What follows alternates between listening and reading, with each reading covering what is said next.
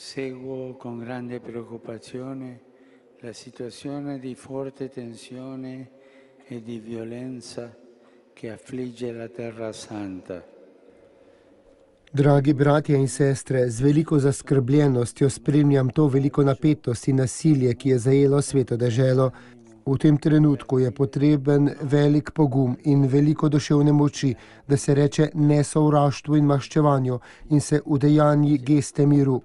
Molimo za to, da Bog okrepi vseh, tako voditeljih kot državljanih pogum, upreti se nasilju ter napraviti konkretne korake za popuščanje napetosti. Il coraggio di opporsi alla violenza e di fare passi concreti di distensione.